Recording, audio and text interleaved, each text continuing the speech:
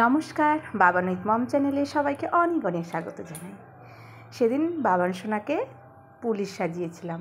এই দেখো আমার মা ওকে টুপি পরিয়ে দিচ্ছে, ও কিছুতেই পরবে না। তারপরে আমার বাবার হাতে তুলে দিল। এটা হলো আমার ছোটোবেলার একটা পোশাক।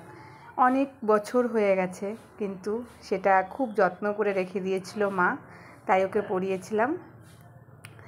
আর আগেই হয়তো দেখেছো ভিডিওটা, শর্ট ভিডিওতে আছে। দেখো কি সুন্দর করে দাঁড়িয়েছে।